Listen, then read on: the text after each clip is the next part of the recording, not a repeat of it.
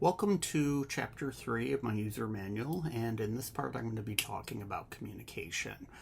Communication can best be defined as a message one person sends and another receives. It can be verbal and nonverbal. It is a feeling, intent, tone, and so much more. So little of what we say is words. We have facial expressions, body language, eyes. We can be sighing when we're communicating. Often, because of that, communication gets confused.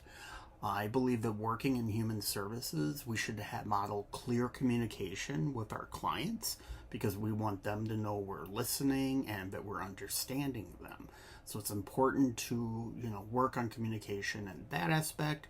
Also in the aspect of relationships with family, friends, husbands or wives, loved ones.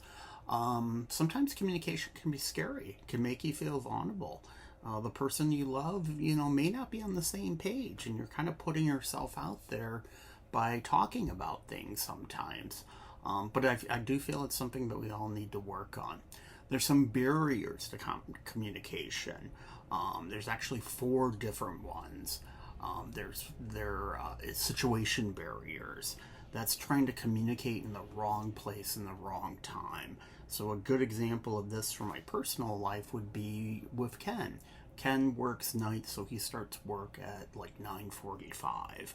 So in the past, before I took this class, I would bring something up at 9:30, an important subject of some sort. I'll give you an example, like maybe we had to do something on the house, or take a pet to the vet the next day, or just something that's going to take a lot more time to communicate and talk about than just 15 minutes. And I would bring it up at that time, and I would feel frustrated because he wouldn't want to talk about it, and he would feel frustrated because he's trying to get ready for work, and I'm bringing up a subject that would have been better if I had brought that up earlier in the day or waited to the next day.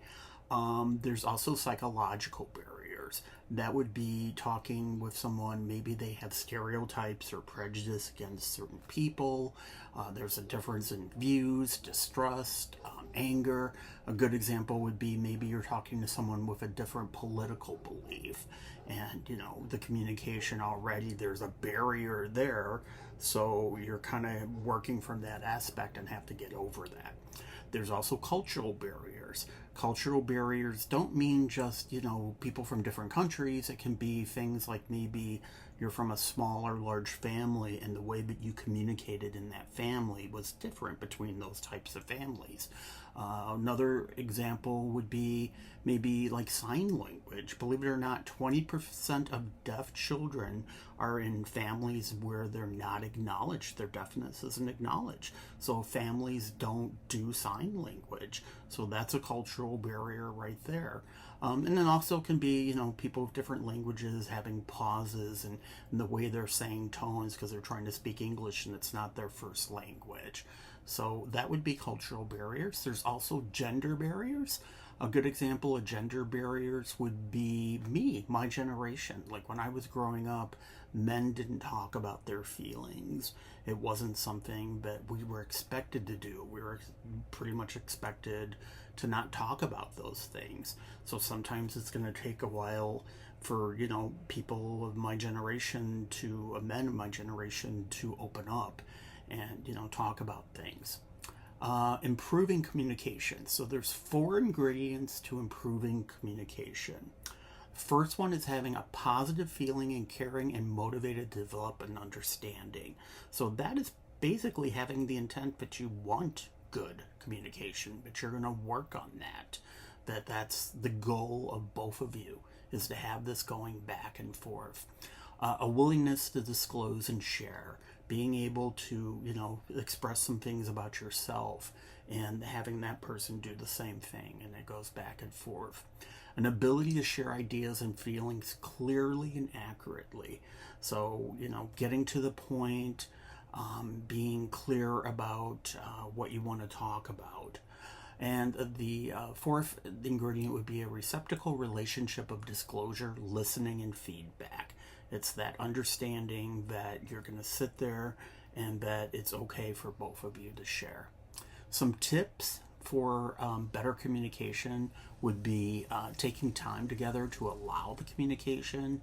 Maybe saying, okay, we can't talk right now, but how about if we talk tomorrow between 5 and 6 o'clock? Another tip would be motivation and concern, understanding the spirit behind the communication. So if somebody comes to you and they sincerely want to talk about something, realizing that and realizing that that's important to them and that, you're going to listen to them.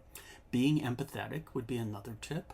Try to see it from their side, but be careful not to go too far. Make sure that you still keep your boundaries.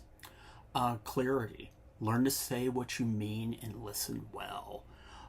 Avoiding double bind messages, talking about multiple things at one time. A good example would be if I was talking to Ken about the car, about the house, about the cats. Maybe he doesn't have time to talk about all three things, so maybe I'll just pick one thing. We'll talk about the car right now because we only have like 15 or 20 minutes, instead of trying to force all of those into the relationship or into the conversation. Speaking clearly and having focus would be another tip with clarity. Avoiding exaggerating, like saying something to Ken like, you always leave dishes in the sink. You never take the cats to the vet. Those kind of statements, those are going to shut down the communication. And mainly just clarifying is needed. If I say something and he doesn't understand, to say it again. Maybe say it a little slower. Maybe paraphrase something and, say what I was saying, but bring out some points in there. Another tip would be minimizing distractions and like so I wouldn't want to have like a good heavy conversation with the TV on, or if I'm holding my phone. Like I would never, I do, and this is something that gets him upset, is that I have to learn to like turn off my phone. I do this with like friends too, and some friends it's interesting. Like I have one friend, we were out at dinner and I was doing this and she was doing it, and it was the right place and right time. Like we could communicate. She's younger, that's something that's more acceptable, and with younger people. But with Ken, he likes to have my attention, so I need to put down that phone. Another tip to communication would be self-disclosure, sharing your thoughts and feelings and fears, being vulnerable. This is a time to open up about things. And, it's all about self-disclosure. Nobody wants to talk to a wall. There's no communication with a wall. And probably the most important thing is listening.